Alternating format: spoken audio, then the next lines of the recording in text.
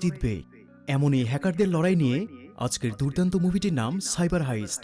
আর এমন মুভির শুরুতে আমরা টম নামের একজনকে দেখতে পাই যে কম্পিউটারে কোডিং করছে। সে মূলত তার বস ফ্রাঙ্কির আদেশ মতো হংকং সিটির অনেক নামিদামি মেংসেং নামের একটি ব্যাংকের সাইবার সিস্টেম হ্যাক করার চেষ্টা করছে। মাত্র 10 মিনিটে টম ওই ব্যাংকের সকল সাইবার সিস্টেম হ্যাক করতে সফল হয়। ফলে ব্যাংক অ্যাকাউন্ট থেকে লক্ষ লক্ষ ডলার সে তার বস ফ্রাঙ্কের অ্যাকাউন্টে ট্রান্সফার করতে থাকে। অপরদিকে দেখা যায় স্কাই ম্যাজিক প্রো নামে একটি সাইবার সিকিউরিটি কোম্পানির সকল কর্মচারী কোনো এক সাইবার অ্যাটাক থামানোর জন্য অনেক চেষ্টা করে যাচ্ছে। মূলত টম যেই মেংসেং ব্যাংকে সাইবার অ্যাটাক করেছিল তারা সবাই মিলে সেটিকেই আটকানোর চেষ্টা করছে, কিন্তু কিছুতেই তারা অ্যাটাক থামাতে পারছে না। মূলত বড় বড় কোম্পানিগুলো তাদের সাইবার সিকিউরিটির দায়িত্ব বিভিন্ন সাইবার সিকিউরিটি কোম্পানিকে দিয়ে দেয়। আর ওই কোম্পানিগুলোর কাজই হলো বিভিন্ন ধরনের ভাইরাস আক্রমণ অথবা হ্যাকিংয়ের হাত থেকে তাদের ক্লায়েন্টের কোম্পানিগুলোকে রক্ষা করা। সেই জন্যই এখানের কর্মচারীরা অতি ব্যস্ত হয়ে ব্যাংকের সাইবার অ্যাটাক বন্ধ করার জন্য আপ্রাণ চেষ্টা করে যাচ্ছে, কিন্তু অনেক চেষ্টার পরও তারা কোনোভাবেই টমের কোড ব্রেক করতে পারছে না। এই পর্যায়ে জানা যায় যে ফ্রাঙ্কি মূলত এই সাইবার সিকিউরিটি কোম্পানির সিনিয়র অফিসার, মানে সে নিজেই সিকিউরিটি কোম্পানির অফিসার হয়ে সিকিউরিটি রক্ষা করার নামে উল্টো তার ক্ষমতার অপব্যবহার করে তার কোম্পানির সাথে আওতাভুক্ত গ্রাহকদের সাথেই সে দীর্ঘদিন ধরে প্রতারণা করে যাচ্ছে।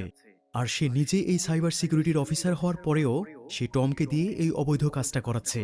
কিন্তু টম এই কোম্পানিতে কাজ করে না, তাকে ফ্র্যাঙ্কি আলাদাভাবে হায়ার করেছে শুধুমাত্র তার নিজের হয়ে কাজ করার জন্য। আর এই কাজে টম ছিল অনেক অভিজ্ঞ। আর টমের এই অ্যাটাক করাটা যখন কোম্পানির অন্যান্য এক্সপার্টরা সবাই মিলেও সামাল দিতে পারছে না, ঠিক তখন জেসান নামের একজন কর্মচারী কেলভিন নামের একজনকে ফোন করে তাদের অফিসে ডাকে। আর কেলভিন হলো এই মুভির মূল চরিত্র, একই সাথে সেই দুর্দান্ত সাইবার সিকিউরিটি এক্সপার্ট। এখানে আমরা আরও জানতে পারি যে কেলভিনের একটি মেয়ে আছে যার সদ্যই হার্ট সার্জারি হয়েছে। আর অসুস্থতার কারণে বিগত 3 বছর ধরে তার মেয়ে স্কুলে যায় না, তাই নতুন করে তার মেয়ের অ্যাডমিশনের জন্য কেলভিন স্কুলে এসেছে। ঠিক তখনই জেসানের ফোন পেয়ে সে দ্রুত অফিসে চলে আসে এই সাইবার অ্যাটাক বন্ধ করার জন্য। সকলের সাথে কথা বলে কেলভিন বুঝতে পারে যে দীর্ঘ সময় ধরে এই অ্যাটাক চলতে থাকার কারণে হ্যাকারের হাতে পুরো সার্ভারের কন্ট্রোল চলে গেছে।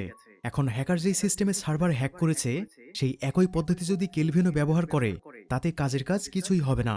তাই কেলভিন দেরি না করে তার নিজের তৈরি করা ফায়ারওয়েল এবং ফায়ারওয়েল এক্স নামের দুটো অ্যাপ সাইবার সাইটে লঞ্চ করে দেয়। এতে হ্যাক হওয়ার কারণে দীর্ঘ সময় ধরে যে ডলারগুলো অবৈধভাবে ট্রানজ্যাকশন হচ্ছিল সেটা বন্ধ হয়ে যায়। ফলে অফিসের সবাই কেলভিনের দারুণ প্রশংসা করতে থাকে। এতক্ষণ যাবৎ সকলে মিলে যে অ্যাটাক থামাতে পারছিল না, কেলভিন অতি অল্প সময়ে সেটা করে দেখিয়েছে। ফ্রাঙ্কি এতে প্রচণ্ড রেগে গিয়ে কেলভিনকে কথা শোনাতে থাকে। যেহেতু সে ডাইরেক্ট তো বলতে পারবে না যে কেলভিন কেন অ্যাটাক বন্ধ করেছে, তাই সে পারমিট না নিয়ে সেই ফায়ারওয়েল ইনস্টল করাকে ইস্যু করে ফ্রাঙ্ক কেলভিনকে দোষারোপ করতে থাকে। এমন সময় জানা যায় কেলভিন যতক্ষণে সাইবার অ্যাটাক বন্ধ করতে পেরেছে ততক্ষণে ব্যাংক থেকে অনেক বড় অ্যামাউন্টের ডলার ট্রান্সফার হয়ে গেছে। আর এই সকল ডলার ফ্রাঙ্কি টম নামের সেই হ্যাকারের দ্বারা হাতিয়ে নিয়েছে। আর ফ্রাঙ্কি যত ডলার বের করতে চাইছিল তার থেকে অনেক বেশি চলে এসেছে। একই সাথে সে টমের সাহায্যে ব্যাংকের সাইট থেকে সকল ট্রানজ্যাকশন হিস্ট্রিও ডিলিট করে দিয়েছে। অতএব এখন কোনোভাবেই জানা সম্ভব নয় যে ডলার ট্রান্সফার হয়ে কার অ্যাকাউন্টে ঢুকেছে। এখানে আমরা জানতে পারি যে মেংসেং ব্যাংকের সাইবার অ্যাটাকে শুধু ফ্রাঙ্ক নয়, তার সাথে আরও লোক জড়িত আছে। তার মধ্যে অন্যতম হল স্কাই ম্যাজিক প্রো কোম্পানির ম্যানেজার চেন। মানে ব্যাপারটা বুঝছেন তো, যারা নিরাপত্তা দেওয়ার নাম করে স্কাই ম্যাজিক প্রো নামে যে প্রতিষ্ঠান খুলেছে তারাই উল্টো গ্রাহকদের নিরাপত্তা লঙ্ঘন করে গ্রাহকদের সাথেই সিনেমিনি খেলছে। পরের সিনে চেন এবং ফ্রাঙ্কিকে একসাথে কথা বলতে দেখা যায়। দুজনের মধ্যেও কোনো একটা বিষয় নিয়ে মতবিরোধ হচ্ছিল। ফ্রাঙ্কিকে ব্যাংক থেকে যে অ্যামাউন্টের ডলার বের করতে বলা হয়েছিল সে তার থেকে $5 মিলিয়ন বেশি বের করেছে। ফ্রাঙ্কি চেনকে বলে যে টাকা সবারই প্রয়োজন আছে, তাই সে নিজের জন্য কিছুটা বের করেছে। খুবই রাগান্বিতভাবে চেনকে এই কথা বলে সে রুম থেকে বের হয়ে যায়। এই পর্যায়ে আমরা পং নামের একজন লোককে দেখতে পাই, আর সে ছিল মানি লন্ডারিং মাফিয়াদের বস। এই পুরো পরিকল্পনার মাস্টারমাইন্ড হলো পং। আর চেন এবং ফ্রাঙ্কি সেই মাফিয়া পং এর হয়ে কাজ করে। সিন শিফট হলে দেখা যায় চেন এবার পং এর সাথে দেখা করতে এসেছে। পং চেনের কাছে অতিরিক্ত ডলার ট্রান্সফার করার কারণ জানতে চাইলে চেন কোনো সঠিক উত্তর দিতে পারে না। তখন পং এর লোক চেনের ভাই ওয়াইকে নিয়ে আসে। ওরা মূলত ওয়াইকে আটক করেছে চেনের মুখ থেকে সত্যি কথা বের করার জন্য। ওয়াইকে পং মেরে ফেলার আদেশ দিতেই চেন গড়গড় করে সব বলে দেয়। সে জানায় ফ্রাঙ্কি পরিকল্পনা মাফিক কাজ না করে অতিরিক্ত ডলার ট্রান্সফার করেছে, যা সে চেনকেও জানায়নি। পং এবার চেনকে দিয়ে ফ্রাঙ্কিকে ফোন করে ফ্রাঙ্কির পুরো পরিবারকে ইনভাইট করায়। ফ্রাঙ্কিও তেমন কিছুই বুঝতে পারে না যে আসলে কি জন্য হঠাৎ চেন তাকে ইনভাইট করেছে। এত সব না ভেবে সে তার পরিবার নিয়ে চেনের বাসার দিকে রওনা হলে পং তার হ্যাকার দিয়ে ফ্রাঙ্কির গাড়ি কন্ট্রোল করতে শুরু করে। তারা হ্যাকিং করে প্রথমে গাড়িটির দরজা লক করে দেয় এবং গাড়িটির স্পিড প্রতি ঘন্টায় 150 কিলোমিটার করে দেয়। আর অতিরিক্ত গতির ফলে নিয়ন্ত্রণ হারিয়ে গাড়িটি অ্যাক্সিডেন্ট হয়ে যায়। অ্যাক্সিডেন্ট হওয়ার কারণে ফ্রাঙ্কির বাচ্চা তৎক্ষণাৎ মারা গেলেও ফ্রাঙ্কি এবং তার স্ত্রী বেঁচে ছিল। কিন্তু পং আবার হ্যাকিংয়ের মাধ্যমে গাড়িটি ব্লাস্ট করে দিলে ফ্রাঙ্কি সপরিবারে সেখানে মারা যায়। পংয়ের লোকেরা গাড়ি পুড়ে যাওয়ার ঘটনাটা ভিডিও করে পংয়ের কাছে পাঠিয়ে দেয়। পং এবার চেনকে হুমকি দিয়ে বলে যে সে যদি মাত্র 10 মিনিটে ফ্রাঙ্কির এমন খারাপ অবস্থা করতে পারে তাহলে চেনের সাথে এর থেকেও খারাপ কিছু করতে সে দ্বিতীয়বার ভাববে না। চেন বুঝতে পারে যে সে খুবই হিংস্র এবং ভুল লোকের সাথে জড়িয়ে গেছে, কিন্তু সে এমনভাবে ফেঁসে গেছে যে পংয়ের কথা শোনা ছাড়া তার কাছে আর অন্য কোনো উপায় নেই।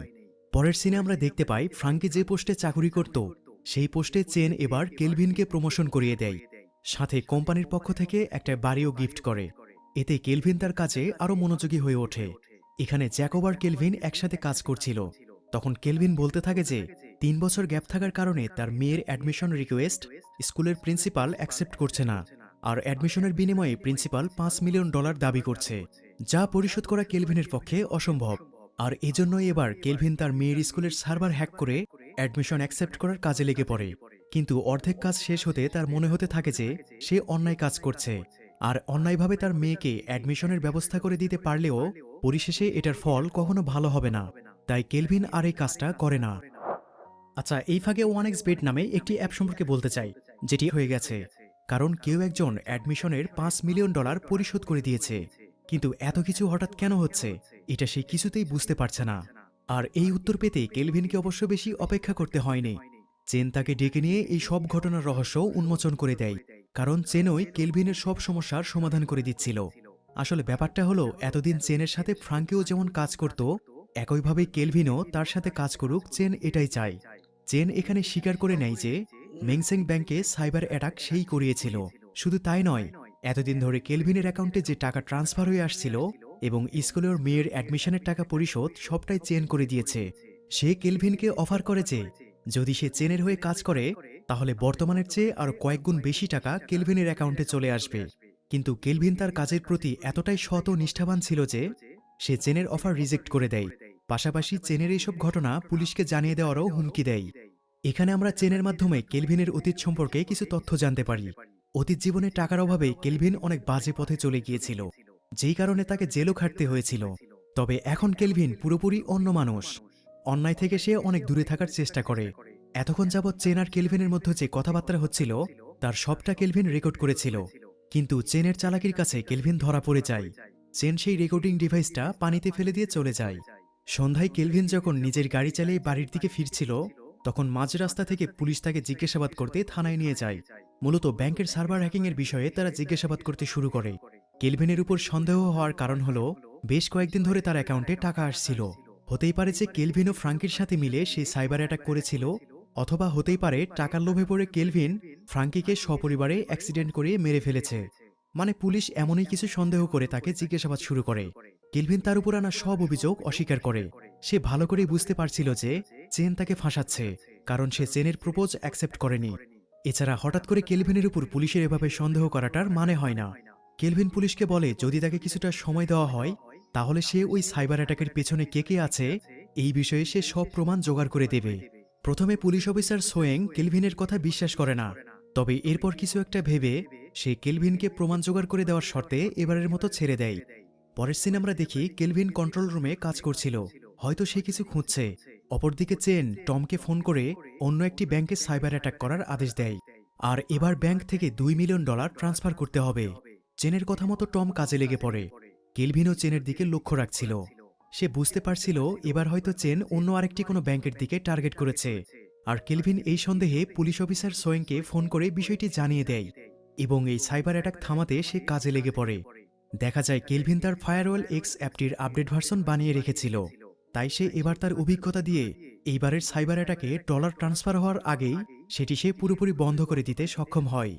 একই সাথে এই সাইবার অ্যাটাকটা কোথা থেকে হচ্ছিল এবং কার অ্যাকাউন্টে ডলারগুলো ট্রান্সফার হতো সেই সব ইনফরমেশনও সে পেয়ে যায়। যার কারণে কেলভিনের হাতে এবার চেনের বিরুদ্ধে বেশ কিছু শক্তিশালী প্রমাণ জোগাড় হয়ে গেছে। কেলভিন সেই প্রমাণগুলো নিয়ে দ্রুত পুলিশ স্টেশনে রওনা দেয়, কিন্তু মাঝ রাস্তা থেকে চেনের লোকেরা তাকে কিডন্যাপ করার চেষ্টা করে। তবে কেলভিন চেনের লোকদের মেরে নিজেও কিছু মার খেয়ে তাদের কবল থেকে নিজেকে বাঁচিয়ে কোনো রকমে সে থানায় পৌঁছে যায়। কেলভিন এবার পুলিশ অফিসারকে কিছু বলবে তার আগেই সেখানে কেলভিনের ওয়াইফ স্ট্যাসি চলে আসে। সে জানায় যে তাদের মেয়েকে কেউ একজন কিডন্যাপ করে নিয়ে গেছে। এমন মুহূর্তে অপর প্রান্ত থেকে কিডন্যাপার ফোন করে স্ট্যাসিকে বলে যে তারা যদি তাদের মেয়েকে সহি সালামতে ফেরত চায় তাহলে যেন কেলভিনের কাছে যে প্রমাণ আছে সেটা তাদেরকে ফেরত দিয়ে এবং প্রমাণগুলো আজীবন গোপন রাখার শর্তে তারা যেন তাদের মেয়েকে বাঁচিয়ে নিয়ে যায়। যার কারণে এবার উপায় না পেয়ে কেলভিন অফিসে এসে চেনকে ওই সকল প্রমাণগুলোর ডকুমেন্টস ফিরিয়ে দেয়। চেন তখন কেলভিনকে জানায় সে যেন তার ফায়ারওয়েল অ্যাপ আনইনস্টল করে চেনের ট্রানজ্যাকশনের ব্যবস্থা যেন পুনরায় ওপেন করে দেয়। উপায় না পেয়ে কেলভিনও বাধ্য হয়ে চেনের কথা মানতে রাজি হয়। আর চেন কেলভিনের মেয়েকে যেখানে আটকে রেখেছিল সেই জায়গার লোকেশন কেলভিন কৌশলে বের করে ফেলে। এই কাজটা কেলভিন করতে পেরেছে কারণ হলো তার মেয়ের হাতে যেই ঘড়িটা আছে সেটাই লোকেশন ট্র্যাকিং করার ফিচার ছিল।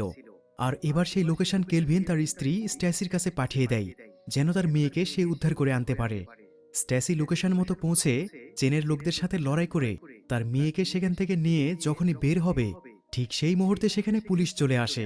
তারা মেয়েটিকে হসপিটালে ভর্তি করে দেয়, কারণ কিডন্যাপ হওয়ার পর থেকে বাচ্চাটির শারীরিক কন্ডিশন খারাপ হতে শুরু করে। অন্যদিকে স্ট্যাসিকে নিয়ে গিয়ে পুলিশ থানায় বন্দি করে রাখে, কারণ পুলিশেরা আসলে জেনে গিয়েছিল যে কেলভিনের কাছে প্রমাণ ছিল যে কে ব্যাংকে সাইবার অ্যাটাক করিয়েছিল, আর প্রমাণ থাকার পরও সেটা পুলিশকে না দেওয়াটাই কেলভিনের অপরাধ ছিল। তো এরপর কেলভিন পুলিশ স্টেশনে এলে জানতে পারে তাকে নিখোঁজ অপরাধী হিসেবে ঘোষণা করা হয়েছে। একই সাথে স্টেসিকেও জেলে আটকে রাখা হয়েছে। এত সব জেনে সে অনেক কষ্ট পায়। আসলে চেনের বিরুদ্ধে প্রমাণ জোগাড় করেও সে কিছুই করতে পারেনি। উল্টো প্রমাণগুলো হারিয়ে সে নিজেই ফেঁসে গেছে। কিন্তু কেলভিন হাল ছাড়ে না, সে আবার চেনের বিরুদ্ধে প্রমাণ জোগাড় করতে লেগে পড়ে। প্রথমে সে চেনের ফোন হ্যাক করার চেষ্টা করে। একই সাথে কেলভিন তার এক পুরনো বন্ধু মাইকের সাহায্য নেয় যেন দুজনে মিলে হলেও কাজটা সম্পূর্ণ করতে পারে। চেনের ফোনে কিছু সিক্রেট অ্যাপ আছে, এই অ্যাপগুলোতে কোনো প্রমাণ থাকতে পারে ভেবে কেলভিন অ্যাপগুলোতে লগ ইন করার চেষ্টা করে। আর সেই ফোনের অ্যাপগুলোতে ঢুকতে হলে আইডি পাসওয়ার্ড দিতে হবে। যেহেতু কেলভিনের কাছে সেগুলো নেই, তাই চেনের ফোনে যেই অ্যাপগুলো ইনস্টল করা ছিল সেই অ্যাপগুলোর সার্ভার হ্যাক করে সেখান থেকে চেনের আইডি পাসওয়ার্ড খোঁজার চেষ্টা করে। তখন কেলভিন এমন অনেক তথ্য জানতে পারে যে যা দেখে সে চমকে যায়। চেন নিজের নামে অনেক ধরনের অ্যাকাউন্ট খুলে রেখেছে, একই সাথে সে বিভিন্ন নামে অনেকগুলো পাসপোর্টও বানিয়ে রেখেছে। কেলভিন সবগুলো আইডিতে পাসওয়ার্ড দিয়ে ওপেন করার চেষ্টা করে, এতে অনেকটা সময় নষ্টও হয়। অবশেষে অনেক চেষ্টার পরে কেলভিন চেনের একটি অ্যাপে অ্যাক্সেস করে ফেলে। তবে এত চেষ্টা করেও লাভ হয় না, কারণ চেন অনেক আগেই তার ফোন থেকে রিস্কি সব ডেটা ডিলিট করে দিয়েছে। অর্থাৎ এমন কোনো ডেটা সে ফোনে রাখেনি যা ব্যবহার করে কেউ তাকে বিপদে ফেলতে পারে। কেলভিন কিছু মেসেজ পায় যেগুলো পড়ে সে বুঝতে পারে যে চেন আসলে পং নামের একজন মানি লন্ডারিং মাফিয়ার হয়ে কাজ করে। যার কারণে এবার কেলভিন পংকে খুঁজে বের করার চেষ্টা করে। তাই সে পংয়ের গাড়িটি সিসিটিভি ক্যামেরা হ্যাক করে ফেলে। কেলভিন দেখতে পায় পং সেই মুহূর্তে গল্ফ খেলছে। তখন চেন গিয়ে সেখানে উপস্থিত হয়। চেনের এখানে আসার মূল লক্ষ্য হলো পংকে খুন করা, কারণ সে পংয়ের হয়ে কাজ করলেও পং তাকে বিভিন্ন সময়ে বিভিন্নভাবে হয়রানি করিয়েছে। সে পংয়ের এসব হয়রানি থেকে মুক্তি পেতে চায়, যা পংয়ের মৃত্যু ছাড়া সম্ভব নয়। তাছাড়া পং চেনের ভাই ওয়াইকেও মেরে ফেলেছে, আর এটা চেন কোনোভাবেই ভুলতে পারবে না। আর পংকে মেরে ফেলার জন্য চেনের এই সিদ্ধান্তটা কেলভিনের জন্য একটা লাকি টার্ম। আমরা দেখতে পাই চেন গাড়ির পিছনে লুকিয়ে থেকে পং এবং তার বডিগার্ডের উপর নজর রাখছিল। সুযোগ পেয়ে সে পং এবং তার বডিগার্ডকে গুলি করে মেরে ফেলে। এই ঘটনাটা ঘটছিল পংয়ের গাড়ির সামনে, যার ফলে সেই গাড়ির সিসিটিভি ক্যামেরায় সব ঘটনা রেকর্ড হচ্ছিল। একই সাথে কেলভিনও সেই ক্যামেরাটায় সব দেখছিল, কারণ কেলভিন তো এর আগেই সেই গাড়ির ক্যামেরা হ্যাক করে রেখেছে। এবার কেলভিনের কাছে চেনের বিরুদ্ধে জোরালো প্রমাণ আছে। একটু সময় নষ্ট না করে সে এই ভিডিও ফুটেজ এবং চেনের লাইভ লোকেশন পুলিশ অফিসার সোয়েংকে পাঠিয়ে দেয়। পুলিশ ঘটনাস্থলে পৌঁছানোর আগেই চেন সেখান থেকে বেরিয়ে পড়ে। সে বুঝতে পারছিল কেউ তার লোকেশন ট্র্যাক করেছে, তাই সে নিজের ফোন ফেলে দেয় যাতে তাকে আর কেউ ট্র্যাক করতে না পারে। যার ফলে কেলভিন এবার চেনের লাইভ লোকেশন হারিয়ে ফেলে। সে ভীষণ চিন্তায় পড়ে যে কিভাবে চেনকে ধরা যায়। হঠাৎ কেলভিনের মনে পড়ে যে সে চেনের রুমে একটা মেডিসিন দেখেছিল, যেই একই মেডিসিনটা কেলভিনও তার মেয়ের জন্য কিনে থাকে। অর্থাৎ কেলভিনের মেয়ে যেই রোগে আক্রান্ত ছিল, চেনও ঠিক একই রোগে আক্রান্ত। যার কারণে এবার কেলভিন ওই মেডিসিন কোম্পানির সার্ভার হ্যাক করে জানার চেষ্টা করে যে চেন ওই মেডিসিনটি কেনার পর সেটি কোন ঠিকানায় পার্সেল করে আনায়। কেলভিন সেখানে একটি পুরাতন বিল্ডিংয়ের ঠিকানা পায়। পরের সিনে দেখা যায় চেনও ওই বিল্ডিংয়ে গিয়ে পৌঁছে গেছে। সেখানে চেন তার ভাই ওয়াইকে রেখে ট্রিটমেন্ট করাচ্ছিল। মূলত পং ওয়াইকে মারতে পারেনি, তবে ওয়াইয়ের শারীরিক কন্ডিশন খুবই খারাপ। এরপর কেলভিন আবার চেনের লোকেশন পুলিশের কাছে পাঠিয়ে দেয় এবং সে নিজেও গিয়ে সেখানে পৌঁছায়। আর দুজনে সামনাসামনি হতেই লড়াই শুরু হয়ে যায়। চেন এবার রিভলভার বের করে কেলভিনকে গুলি করার চেষ্টা করতে থাকে, কিন্তু ধস্তাধস্তির কারণে সুবিধা করতে পারে না। এই পর্যায়ে ঘটে আরেক দুর্ঘটনা। কেলভিন আর চেনের মধ্যে লড়াইয়ের এক পর্যায়ে অসাবধানতাবশত রিভলভার থেকে একটি ফায়ার হয়, যেই গুলিটি গিয়ে লাগে ওয়াইয়ের গায়ে। এতে ওয়াই সেখানেই মারা যায়। ভাইয়ের মৃত্যু চেনকে উন্মাদ করে তোলে, যার কারণে এবার সে কেলভিনকে মেরে ফেলার আপ্রাণ চেষ্টা করতে থাকে। ঠিক সেই সময় ওখানে পুলিশ অফিসার সোয়েং তার টিম নিয়ে চলে আসে, আর চেনকে পুলিশ অ্যারেস্ট করে নিয়ে চলে যায়। আর সিনেমার একদম শেষ অংশে আমরা দেখতে পাই কেলভিন তার মেয়েকেও কোডিং করিয়ে প্রোগ্রামিং শেখাচ্ছে। কেলভিনের ইচ্ছা তার মেয়েও একদিন তার মতো একজন সৎ সাইবার সিকিউরিটি স্পেশালিস্ট হবে।